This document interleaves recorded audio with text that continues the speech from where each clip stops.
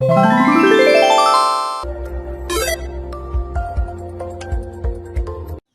मुलांनो, स्कॉलरशिपच्या या बुद्धिमत्ता विषयातील आपण दुसऱ्या प्रकरणातील 5वा घटक क्रम यामधला 5वा उपघटक इंग्रजी अक्षरमाला हा भाग आपण पाहणार आहोत. अतिशय दिसताना अवघड दिसणारा हा प्रश्न, पण सराव केल्यानंतर अतिशय सोपा आणि सहज मार्क मिळवून देणारा हा प्रश्न.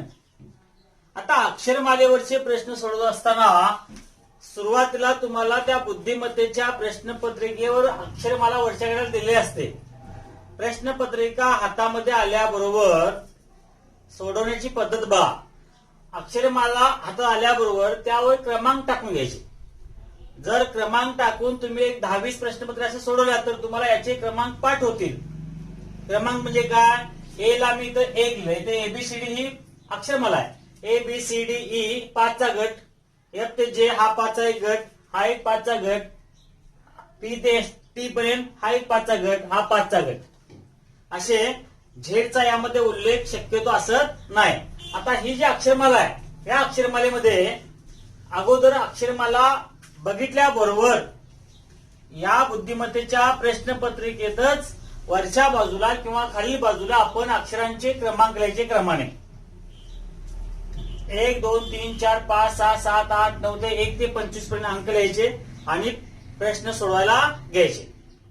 आता यावरचा प्रश्न सोडवत असताना अनेक प्रकारचे प्रश्न विचारले जातात. म्हणजे महत्वाचा प्रश्न कोणता? तर यातील गटात न बसणारे अक्षर ओळखा.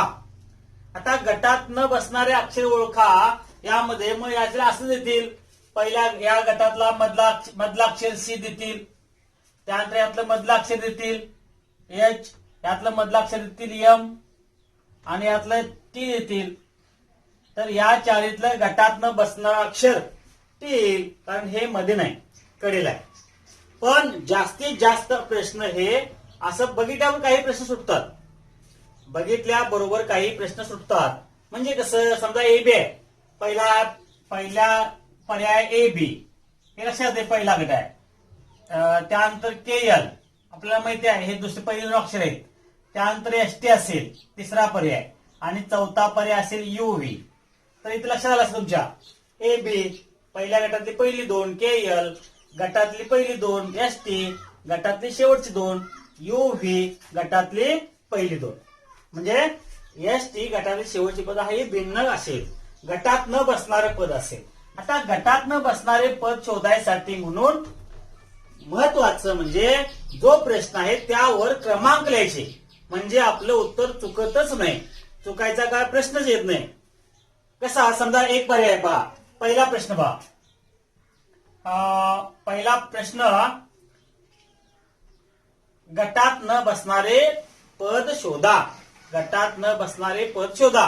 यातला पहिला पर्याय आय, दुसरा पर्याय आहे के, तिसरा पर्याय आहे डब्ल्यू आणि चौथा पर्याय आहे क्यू. आणि गटात न बसणारे पद शोधा असा प्रश्न आहे. पहिल्यांदा प्रश्न असे आले की क्रमांक टाकून घ्यायचे. आयचा क्रमांक कोणता? तर 9. के चा क्रमांक कोणता? 11. डब्ल्यू चा क्रम कोणता? 23. आणि क्यू चा क्रम कोणता? 17. क्रमांक लिहिल्यानंतर आपण कुठं मध्ये आहे, कडला आहे, हे काय बघायला लागत नाही, लगेच लक्षात आहे या संख्या कशा आहेत. या सर्व संख्यांवर लक्ष दिलं की लक्ष आपण कटाक्ष टाकला तर ही मूळ संख्या आहे, मूळ संख्या आहे, मूळ संख्या ही फक्त सही संख्या आहे. म्हणजे गटात न बसणार अक्षर आहे. म्हणजे जास्तीत जास्त प्रश्न हे त्यांच्या क्रमांकावर विचारले जातात. आणि जे क्रमांकाला विचारले जात नाही ते सोपे असतात, मधले पद, पहिले पद किंवा कडेचे पद, अशा प्रकारे. दुसरा प्रश्न पहा. दुसरा प्रश्न असा आहे, गटात न बसणारे पद ओळखा. पहिला पर्याय आहे यू टी, दुसरा पर्याय आहे ओ एन, तिसरा पर्याय आहे एल एम आणि चौथा पर्याय आहे एच जे. चौथा पर्याय एच जी. आता काय सांगितलं मी? प्रश्न आल्यावर त्यावरती क्रमांक लिहायचे. आता क्रमांक लिहूया. क्रमांक कसे होतील सांगा? यू चा क्रमांक कोणता? यू चा क्रमांक 21, टी चा क्रमांक किती? 20, ओ चा क्रमांक 15, एन चा क्रमांक 14, एल चा क्रमांक 12 आणि एम चा क्रमांक 13. त्यानंतर एच चा क्रमांक 8 आणि जी चा क्रमांक 7. बघा असं बघितलं लक्षात येतं संख्या बघितल्यावर 20 21 14 15 7 8 इथं 12 13 उलट आहे. बघा 21 20 एक कमी, 15 14 एक कमी, इथं 12 13 एक जादा, 8 7 असा इथं उलटा क्रमांक आहे. इथं सरळ आहे 8 7 15 14 एक न कमी, 21 20 एक न कमी. इथं फक्त पहिल्या अक्षरापेक्षा पुढचा अक्षर एक न जादा आहे, पुढचा आहे. म्हणजे मागचं याच्या मागचं अक्षर, याच्या मागचं अक्षर, याच्या मागचं अक्षर आणि याच्या पुढचं अक्षर, म्हणजे हा पर्याय गटात न बसणार पद. लक्षात तुमच्या म्हणजे किती महत्वाचं आहे त्यावरती क्रमांक टाकणे. त्यानंतर तिसरा अजून एक प्रश्न बघा. पहिला पर्याय आहे PLI, PLI. दुसरा पर्याय आहे XTQ, दुसरा पर्याय XTQ. तिसरा पर्याय JFC. आणखी चौथा पर्याय आहे NAH. आता या ठिकाणी याचे क्रमांक लिहा. हा तिसरा पर्याय, हा चौथा पर्याय. प्रश्न आल्यावर आपण काय लिहायचंय? क्रमांक लिहायचा आहे, महत्वाचं म्हणजे. आता लिहूया. पी म्हणजे किती? पी बघा 16, एल किती आहे? 12, आय किती आहे? 9, बरोबर. ओ किती आहे? एक्स किती आहे? 24, टी किती बघा? 20, आणखीन क्यू किती आहे? 17. तिसरा पर्याय जे किती? जे बघा 10, एफ 6 आणि सी किती आहे? 3. त्यानंतर एन किती आहे बघा? एन या ठिकाणी 14, के किती? 11 आणि एच 8. आता बघा संख्येवर फक्त बघायचं. कसं बघायचं? 16 12 म्हणजे 4 ने कमी आहेत, 3 ने जास्त आहे. किंवा असं बघूया 9 12 16, 9 आणि 3 12, 12 आणि 4 16. असं काय का बघा सगळीकडेच. 17 आणि 2 20, 17 आणि 3 20, 20 आणि 4 24, 3 आणि 3 6, 6 आणि 4 10, 8 आणि 3 11, 11 आणि 3 14 आहे. इथं 3 3 मिळेल. इथं 3 4 3 4 3 4. या ठिकाणी फक्त 3 3 म्हणजे हा गट वेगळा. लक्षात तुमच्या. 3 आणि 3 6, 6 आणि 4 10, 17 आणि 3 20, 20 आणि 4 24, 3 4. आणि त्यात फक्त 3 आणि 3 चा फरक आहे. लक्षात असेल. महत्वाचं काय की त्या अक्षरांची वर्णमालेतील क्रमांकानुसार क्रमांक लिहायचं प्रश्नात आणि मग उत्तर सोडवायला सुरुवात करायची. पुढचा प्रश्न बघा.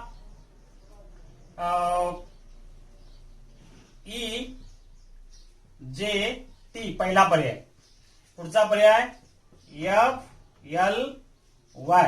तिसरा पर्याय ABD. चौथा पर्याय DHT. हा चौथा पर्याय. हा तिसरा पर्याय. दुसरा पर्याय. यातला पर्याय वेगळा गटात न बसणारा पद शोधायचा. गटात न बसणारे पद शोधायचं आहे. कसं होईल? आता क्रमांक टाकूया. ईचा क्रमांक किती? ईचा क्रमांक 5, जेचा क्रमांक 10, टीचा क्रमांक 20, एफचा क्रमांक 6, एलचा क्रमांक 12, वायचा क्रमांक 25, बरोबर आहे. त्यानंतर ए चा क्रमांक 1, बी चा क्रमांक 2, डी चा क्रमांक 4. त्यानंतर डी चा क्रमांक 4, एच चा क्रमांक 8 आणि पी चा क्रमांक 16. आता संख्यावर जर लक्ष केंद्रित केलं तर लगेच लक्षात येईल. बघा 5 10 20, 6 12 25, 1 2 4, 4 8 16, 5 2 10, 10 2 20, बरोबर. त्यानंतर 6 2 12, इथं नाही जमत.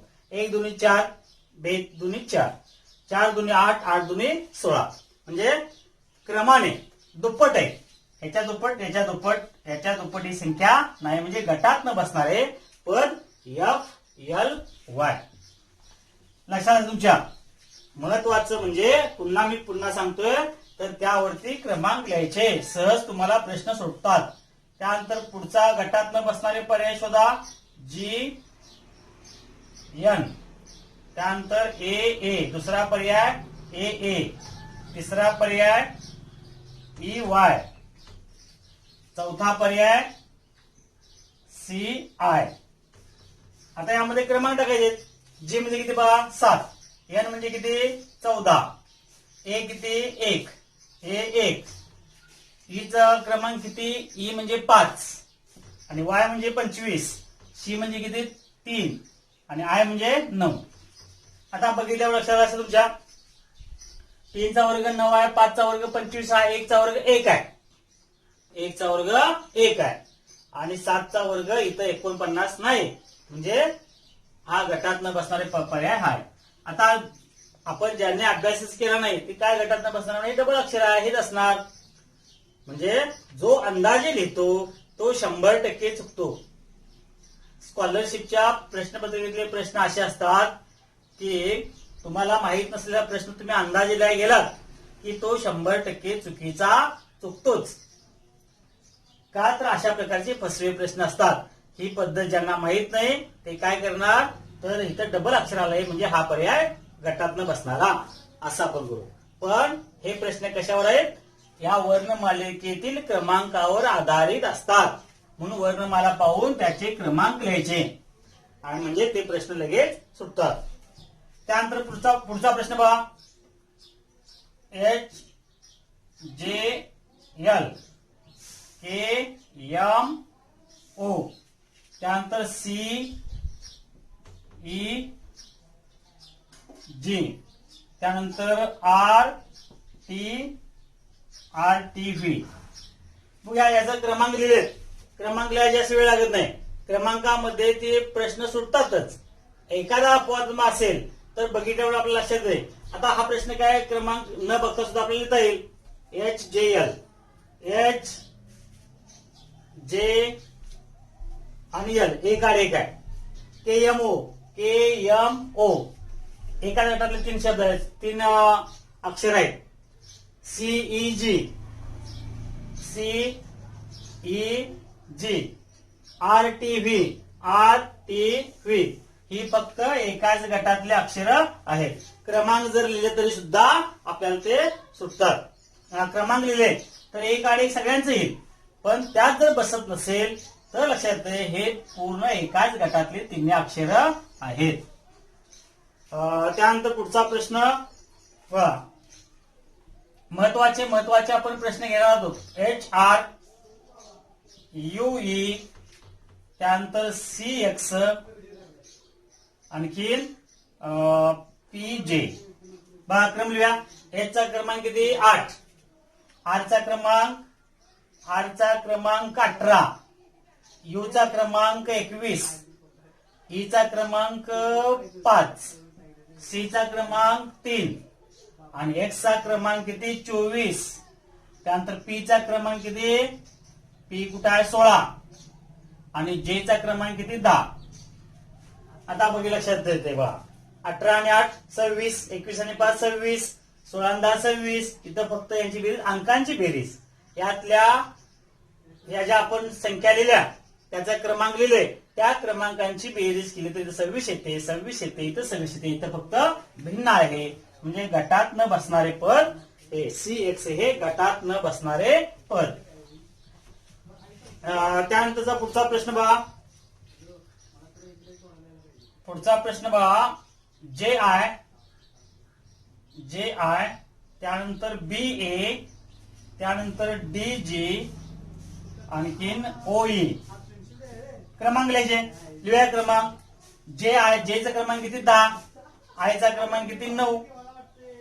B चा क्रमांक किती 2. A चा क्रमांक 1. D चा क्रमांक किती 4. G चा क्रमांक 7. O चा क्रमांक 15. ईचा क्रमांक 5 अंकांची बेरीज येते बघा. कसं यात क्रम कोणता, 1 कमी 2 कमी असं काही दिसत नाही, वर्ग नाही, घन नाही. अंकांची बेरीज करून पाहिजे. 10 9 19, 2 आणि 1 3, 7 आणि 4 11, 15 आणि 5 20. संयुक्त संख्या आहे, मूळ संख्या आहे, मूळ संख्या आहे, मूळ संख्या आहे. म्हणजे हा गटात न बसणारे पद. आता आपण काय म्हणाल, इंग्रजी अक्षरमालेवरचे प्रश्न आहेत, पण हे संख्येवरच आधारित आहेत. त्यावर एक क्रमांक लिहायचं आणि क्रमांकानुसार सोडवायचे. हे प्रश्न लगेच सुटतात.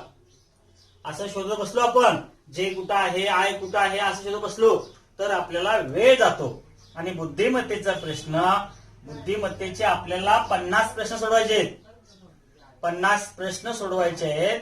त्या दृष्टीनं आपल्याला एका तासामध्ये 50 प्रश्न सोडवायचे, 60 मिनिटांमध्ये 50 प्रश्न सोडवायचे. याला वेळ घालवून चालत नाही. यावरचे कमीत कमी 3 प्रश्न आपल्या परीक्षेला असतातच. 6 मार्काचा प्रश्न यावरचा आधार असतो, म्हणजे संख्या, अक्षरमाला आणि वगैरे. आता यावरती तुम्ही हे जास्तीत जास्त प्रश्न सोडवले, तुम्हाला सदासजी प्रश्न हे सुटतात. क्रमांक लिहायचे, उत्तर 100% बरोबर येते. त्यानंतर पुढचा प्रश्न बघा. एफ ई पहिला पर्याय, दुसरा पर्याय एच सी, तिसरा पर्याय एल बी आणि चौथा पर्याय एक्स ए. आता यातलं गटातनं बसणारं पद ओळखायचं आहे. क्रमांक लिहायचे. एफ चा क्रमांक किती, 6, ई चा 5, एच चा क्रमांक किती, एच 8, सी चा क्रमांक किती, 3, एल चा क्रमांक 12 आणि बी चा क्रमांक 2, एक्स चा क्रमांक 24 आणि ए चा क्रमांक 1. आता बघूया यांची बेरीज करून बघूया. 11, 8 आणि 3 11, 12 9 14, 24 ने बेरीज येत नाही. वर्ग आहे का बघा, वर्ग येत नाही. मग काय येईल, मागं पुढं काय का बघा, म्हणजे 7च्या मागचं एक अक्षर, मागं एक अक्षर, इथं मागं चौथं अक्षर, 5वं अक्षर इथं नाही, म्हणजे हा क्रम नाही. आता गुणाकार बघायचा. 6 पंचे 30, 8 त्रिक 24, 12 2 24, 24 1 24, 24 24 24 गुणाकार येतो. हे पद भिन्न आहे. गटात न बसणारे पद ओळखायचं आहे.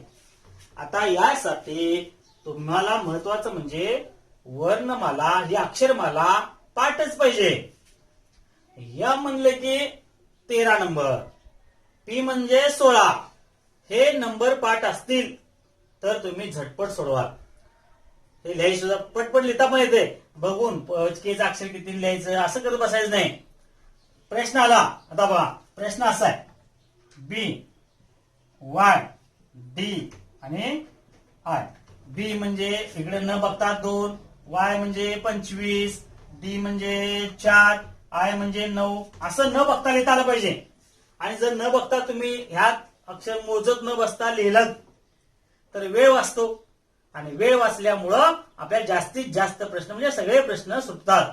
नाहीतर वेळ अपूर्ण आहे, 4 प्रश्न राहिले, 5 प्रश्न राहिले आणि मग सोपे प्रश्न शेवटी असतात ते राहतात. त्यामुळं वेळ वाचले पाहिजे, झटपट सोडवता आला पाहिजे. वेग आणि वेळ याचा अचूक गणित आपल्याला सापडलं पाहिजे. म्हणजे वेळेत प्रश्नपत्रिका पूर्ण झाली पाहिजे. 10 मिनिटा अगोदर प्रश्नपत्रिका ज्याची झाली त्याला यात मार्क भरपूर पडतात. या ठिकाणी काय येईल, इथं 2 आहे, इथं 45, 4 आहे, 9 आहे, वर्गसंख्या आहे, वर्गसंख्या आहे, वर्गसंख्या आहे. ही वर्गसंख्या नाही, म्हणजे गटात न बसणारे पद बे असं लगेच सापडेल. म्हणजे कधी हे तुम्हाला हे त्याचे क्रमांक पाठ पाहिजे. पाठ करायचं काय अवघड नाही. 5-6 गण सोडवले की तुमच्या हातात बसेल आणि मग ते पाठ होऊन जाईल. जास्तीत जास्त सोडवले हे तुम्हाला पाठच होते. त्याच्या पुढचा प्रश्न बघा. असा प्रश्न दिलाय, पहिला पर्याय यू बी 42, त्यानंतर पी सी 64, त्यानंतर डी जी 28, त्यानंतर आय के 99. आता बघा संख्या पण आहेत, अक्षर पण आहेत. आता यू म्हणजे किती, 21, बी म्हणजे 2, पी म्हणजे किती, पी बघा 16 आणि सी म्हणजे 4 काय एबीसी 3, किती आहे 3. बरोबर आहे. डी किती बघा, डी 4 आणि जी 7. आय किती आहे 9 आणि के किती 11. आता बघा इथं 42 आहे, याचा काय संबंध आहे, इथं 64 आहे, इथं 28 आहे, इथं 99. लगेच तुमच्या लक्षात असेल बघा 21 2 42, 16 त्रिक 48 नाही, इथं 7 चौक 28 इथं आहे, 11 9 99. म्हणजे गटात न बसणारे पद PC 64 हे गटात न बसणारे पद. अशा प्रकारे क्रमांक लिहूनच प्रश्न सोडवायचे आहेत. त्यानंतर प्रश्न बघा सी एफ खाली आय लिहिले, त्यानंतर जी ए खाली लिहिले एच, त्यानंतर पी ई आणि छेदस्थान लिहिलंय व्ही, त्यानंतर एल एम आणि छेदस्थानी आहे वाय. आता यातलं गटात न बसणारे पद शोधायचं आहे. गटात न बसणारे पद शोधा. आता गटात न बसणारे पद शोधत असताना काय लिहायचा, हा पहिला पर्याय, हा दुसरा पर्याय, हा तिसरा पर्याय आणि हा चौथा पर्याय. क्रमांक टाकायचे बरोबर. CF, सी किती 3. आता हे पाठ असेल तर काय करू आपण, CF किती 6. पाठ असेल तर 3 6 9 असं म्हणू आपण. पाठ असेल तर 7 1 8. पी 16, टी किती बघा 16 5 21, 16 5 आणि हे 22. एल एम किती आहे बा, असं तुम्हाला पाठ असेल तर लिहिता येईल, पण सुरुवातीला आपण यावरती क्रमांक लिहायचे म्हणजे 100% चुकत नाही, आपल्या बरोबरच येणार. बघा इथे किती 9, जी किती बा 7, ए 1, एच 8, पी किती 16, ई 5, व्ही किती 22, त्यानंतर एल किती बघा, एल 12, एम 13 आणि वाय 25. आता लक्षात तुमच्या 7 3 9 आहे, 7 आणि 1 8 आहे, 16 आणि 5 इथं 21 पाहिजे, 22 आहे, 12 आणि 13 25. लक्षात लक्षात आहे. अंक त्याच्यावर क्रमांक लिहिले की लगेच आपल्या लक्षात येते यात काय लिहिलेले आहे ते. कारण याच्या पुढे आपण संख्या मला पाहिले,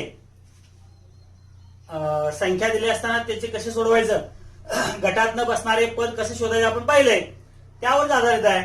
आता 7 3 9 इथं आहे, 7 आणि 1 8 आहे, वरच्यांची बेरीज खाली आहे, इथं फक्त 16 आणि 5 21, इथं लिहिले 22. म्हणजे हे पद गटात बसत नाही, म्हणजे हा पर्याय पाहिजे, तिसरा पर्याय. म्हणजेच थोडक्यात काय आपण आपण गटात न बसणारे पद शोधत असताना अगोदर अक्षरमाला असेल तर ते अक्षरमाला पूर्ण क्रमांक टाकून घ्यायचे, प्रत्येक प्रश्नावर क्रमांक लिहायचे, पट लिहायचे. आपल्याला पाठ असलेलं अतिशय उत्तम, म्हणजे तुम्हाला व्यवस्थित होत येते आणि हे क्रमांक लिहिल्यानंतर तुम्हाला लगेच ते प्रश्न सुटतात. अशा प्रकारे ह्या प्रश्नाची 100% तुमची तयारी होईल. यातले जास्तीत जास्त प्रश्न सोडवा, हा व्हिडिओ पहा आणि व्हिडिओमध्ये सोडवलेले जे प्रश्न आहेत ते प्रश्न पुन्हा पुन्हा सोडवा, म्हणजे ते कसे सोडवायचे याची तयारी तुमची होईल. कसं सोडवायचं हे समजलं की तुमचं 75% सक्सेस झाला आणि मग व्यवस्थित सोडवलं की झालं 100%. म्हणजे प्रत्येक प्रश्न तुम्हाला व्यवस्थित सोडवता येईल. अगदी व्यवस्थित हा प्रश्न सोडवा. व्हिडिओ पूर्ण पहा अगोदर आणि त्यातले प्रत्येक प्रश्न वहीमध्ये लिहून काढा, तो कसा सोडवलाय पहा आणि मग इतर प्रश्न सोडवायला घ्या. निश्चित तुम्हाला यामध्ये यश मिळेल. ठीक आहे.